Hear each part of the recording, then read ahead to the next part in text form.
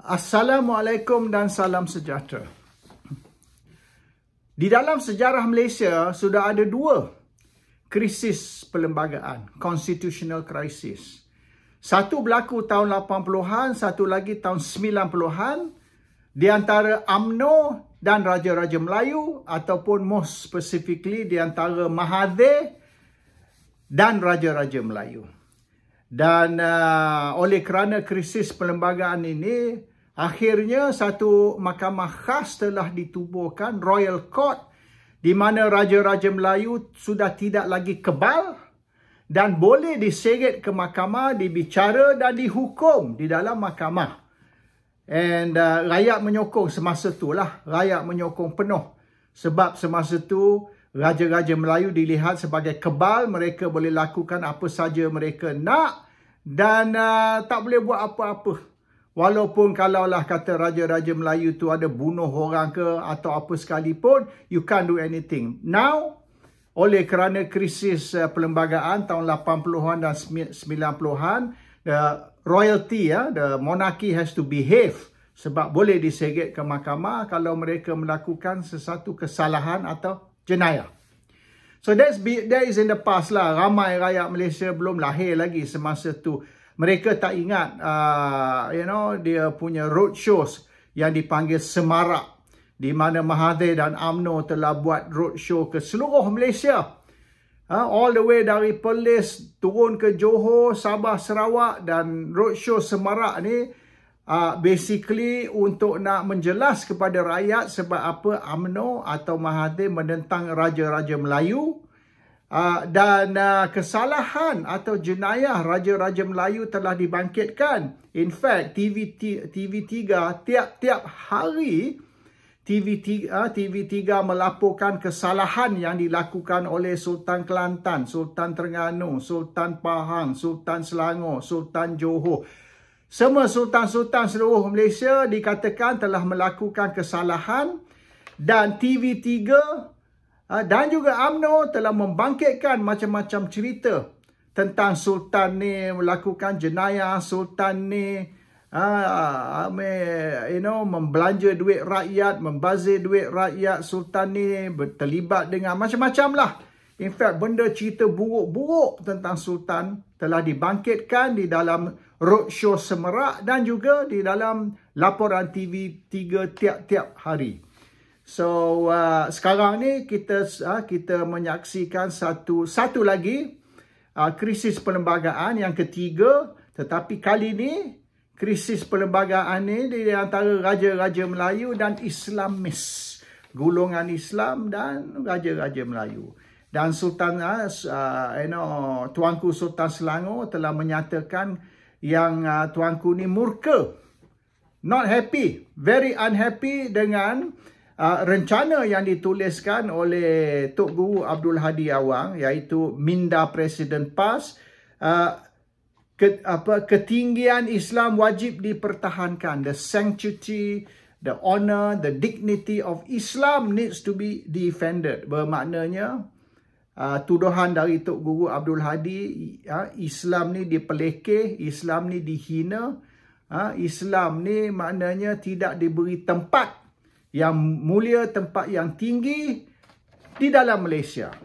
Dan Tuanku Sultan Selangor very unhappy lah dengan rencana tersebut. Quite a long article lah, very long article quoting macam-macam.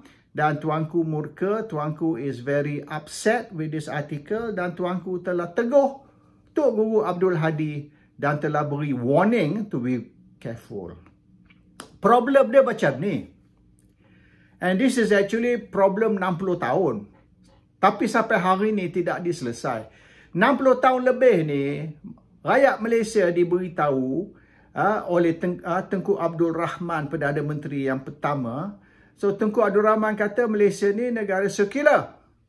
Dan UMNO akan mempertahankan status negara sekular. Sampai hari ni, tidak ada penjelasan resmi dari UMNO. Ini kenyataan Tengku Abdul Rahman. Tapi UMNO tidak kata yes or no. Diam aja. Dan PAS pun tidak menjawab. PAS pun diam. PAS tidak. Masa tu lah. PAS sudah ada masa tu.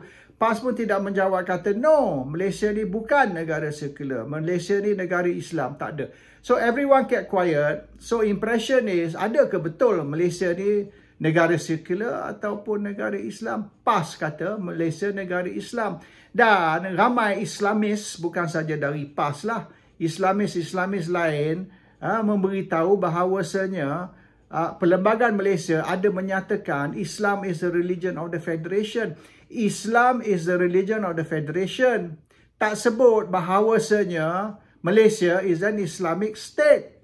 Mahathir pula, Perdana Menteri yang keempat, telah mengatakan yang Malaysia ialah negara Islam. He said negara Islam. What does that mean? Malaysia is an Islamic country. So Malaysia is an Islamic country. Adakah maksudnya Malaysia ialah negara Islam atau Islamic country dari segi, macam kata Malaysia is a Malay country. Malaysia is a Malay country oleh kerana 70% dari rakyat Malaysia bumi putera. Tapi Malaysia is a multiracial country. So kalau kata Malaysia is a Malay country, taklah maksud 100% rakyat Malaysia hanya orang Melayu. Tak ada. Hanya 60 hingga 70% sahaja. It seems latest figure is dekat 70. Dulu 60% orang Melayu.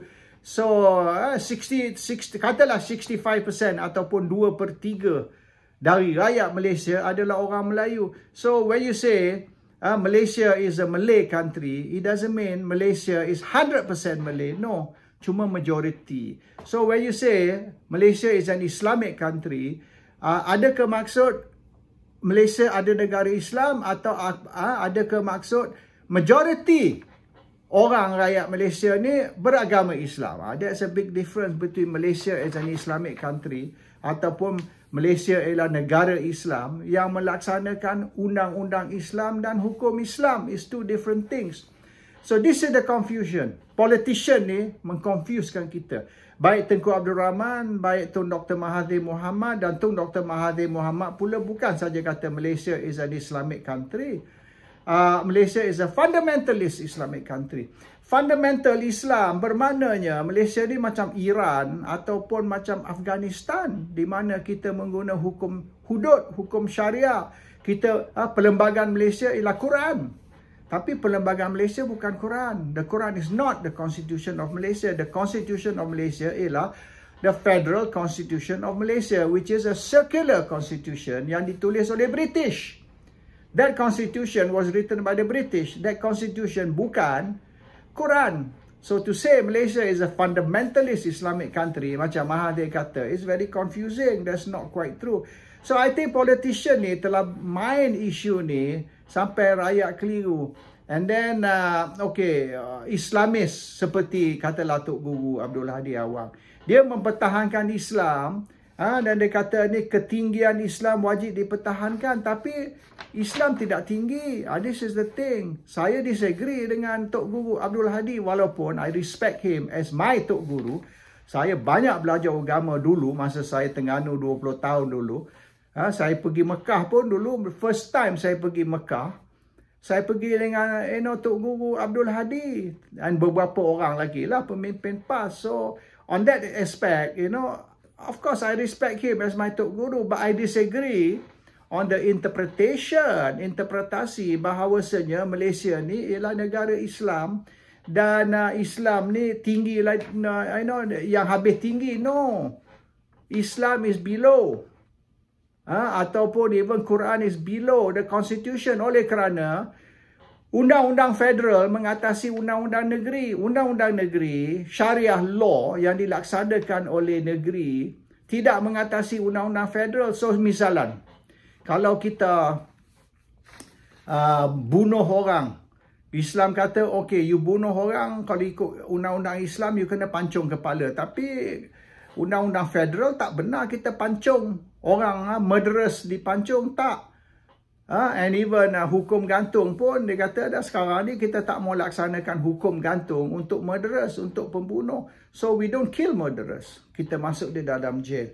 And kalau kita kill, kita gantung, kita tak pancung dengan pedang. So di mana you kata ni Islam is yang habis tinggi? No, Perlembagaan Malaysia, the circular perlembagaan Malaysia is lebih tinggi dari Islam, lebih tinggi dari Quran. Accept that. Orang Islam kena terima hakikat. Quran dan Islam bukan mengatasi perlembagaan. Perlembagaan mengatasi Islam dan Quran, dan perlembagaan kita ialah secular constitution. This one you have to accept. So this is where the problem comes in. Okay, you kata mandate rakyat, mandate rakyat. Kita dengar the last 2, 3, 4 tahun, 5 tahun lah, in fact, semenjak PRU 15 hingga PRU 14 hingga PRU 15, 2 PRU kita dengar selalu istilah mandat rakyat, mandat rakyat. Apa dia mandat rakyat? Mandat rakyat is a mandate from the rakyat. Bermaknanya majoriti rakyat memilih. So dia kata Anwar Ibrahim jadi Perdana Menteri kerana mandat rakyat. Okay, why mandat rakyat? Kerana parti dia, Pakatan Harapan, mendapat 82 kerusi banding dengan parti yang nombor 2 terbesar, iaitu Perikatan Nasional, mendapat hanya 74 kerusi. So banding 82 kerusi banding dengan 74, bermaknanya mandat rakyat is with Anwar Ibrahim, Pakatan Harapan. And then lagi 6 ahli parlimen lompat, tolak Syed Saddiq. So 5, bermaknanya mereka sudah dapat 87 banding dengan 60 lebih saja Perikatan Nasional. So they have got 87 kerusi parlimen banding dengan 69 ataupun 68 kerusi parlimen dari Perikatan Nasional. So of course 80 lebih tinggi dari 60 lebih. So he has the mandate rakyat, iaitu majority. Walaupun dia punya majority tidak 2/3, but you don't need 2/3 untuk nak bentuk kerajaan. You need majority. You hanya perlu 2/3 kalau nak pindah perlembagaan. So in this case, Sabah Sarawak sudah join memberi Anwar 2/3. Sabah Sarawak pun dapat mandate rakyat tu. Walaupun mandate rakyat is untuk Sabah dan untuk Sarawak, tapi once they been given the mandate rakyat, dia mengguna mandate rakyat tu untuk sokong Pakatan Harapan bentuk kerajaan dengan 2/3. It's mandate rakyat. Tak boleh argue dengan tu. You kata, oh, rakyat tidak pilih untuk Pakatan Harapan. Betul. Mungkin rakyat Sabah Sarawak tak pilih untuk Pakatan Harapan, tapi diorang pilih untuk gabungan Sabah dan gabungan Sarawak. Diorang terima mandate dari pengundi Sabah dan pengundi Sarawak. Dengan mandate dari Sabah, pengundi Sabah Sarawak, mereka join dengan Pakatan Harapan. That's mandate rakyat lah tu. So this is the issue now when you say you got mandate rakyat. Okay, PAS. PAS kata mereka nak mempertahankan Islam, nak naikkan Islam dan sebagainya. PAS hanya dapat 10% undi. Jumlah pengundi berdaftar, registered voters 21 juta, PAS dapat 2.2 juta. Lebih sikit 10%. Katalah 10%. So PAS terima hanya 10% mandate dari pengundi berdaftar. From the registered voters, you only got 10%. Okay, kita kata registered voters 21. Kita ambil orang yang keluar mengundi. Because registered voters ni ramai tak keluar mengundi. Walaupun dia tak undi untuk PAS, maknanya kita tak. Okay, fine.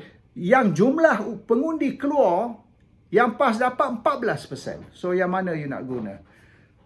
Registered voters, PAS dapat 10%.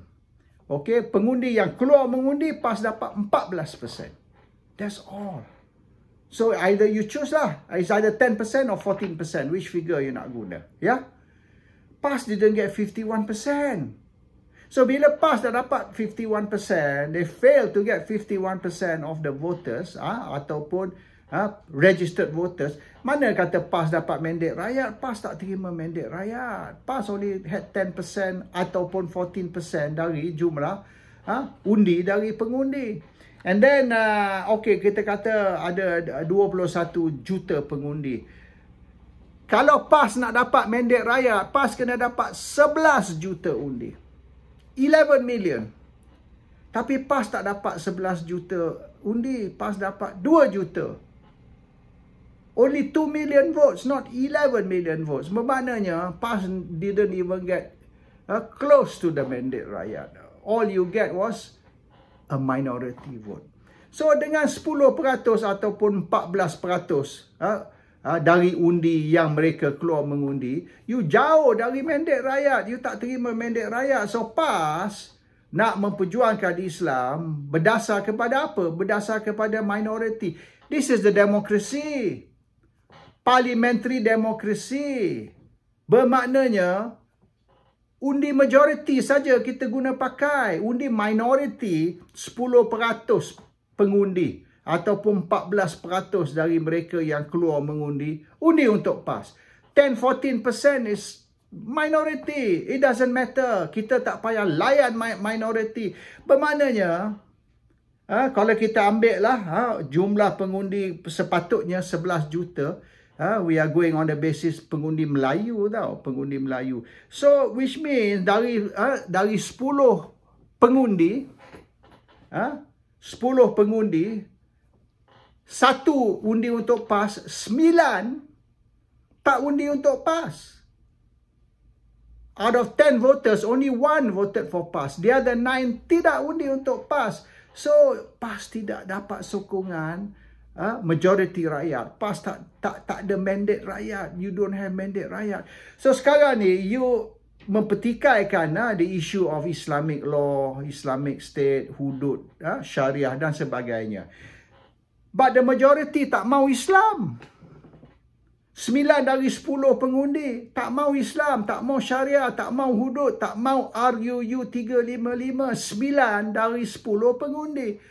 So you tak boleh bergaduh dengan kerajaan, bergaduh dengan parlimen. You tak boleh bergaduh dengan Raja-Raja Melayu tentang isu syariah. Terlebih dahulu, sebelum you nak bergaduh baik dengan parlimen ke, Raja-Raja Melayu ke, apa benda, pergi tarbiyah orang Melayu dulu. Pergi tarbiyah orang Melayu. Dapat sokongan dari orang Melayu. Apabila 5 dari 10 orang Melayu sokong you, barulah you mari cerita tentang undang-undang Islam lah, syariah lah, Quran lah, hadis lah, atau apa sekalipun. When you get 5 out of 10 Malays voting for you. Bila you dapat hanya 1 saja undi untuk you, you nak menjerit tentang Islam, nak buat apa? Tak gunalah you nak bergaduh dengan raja ke, bergaduh dengan ahli parlimen ke, bergaduh dengan siapa sekalipun. Terlebih dahulu, make sure orang Melayu nak Islam. Sekarang ni orang Melayu tak mahu Islam. So, where's your case? Dan yang lebih penting ni, bukan saja orang Melayu tak mahu Islam. Dari segi jumlah undi you dapat tu, membuktikan orang Melayu tak mahu Islam. You pergi organize you ambil satu stadium, you pergi organize ceramah agama, satu lagi stadium, serentak, at the same time, you pergi organize Coldplay ataupun Ed Sheeran punya concert. You tengok stadium yang mana yang orang Melayu lebih ramai.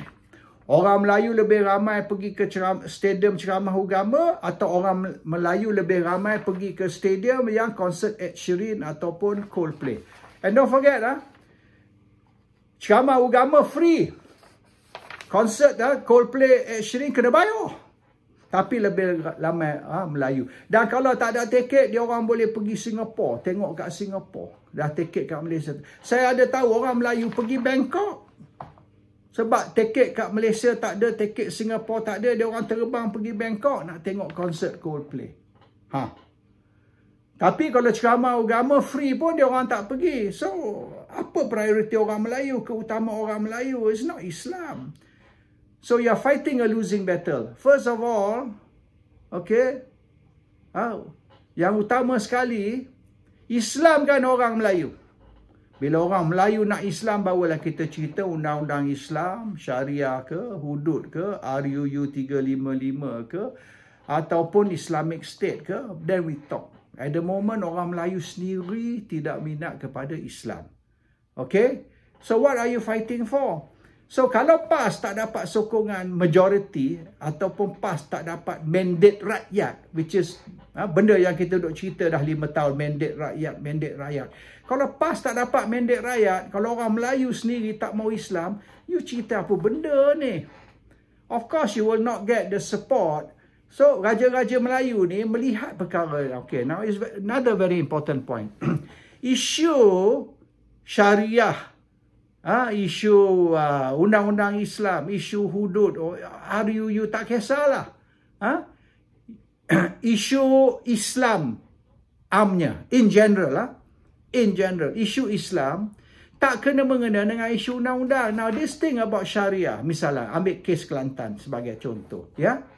It's about the law, it's about the constitution, it's not about Islam.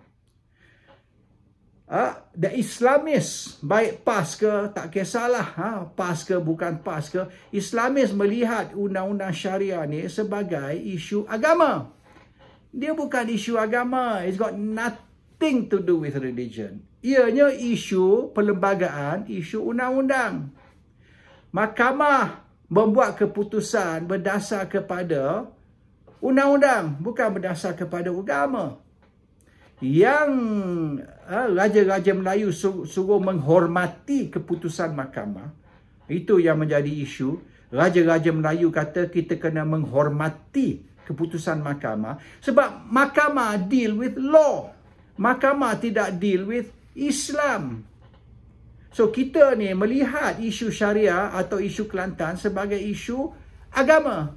It's nothing to do with agama. Isu ni undang-undang. This is where the misunderstanding, kekeliruan ni timbul. Isu sama.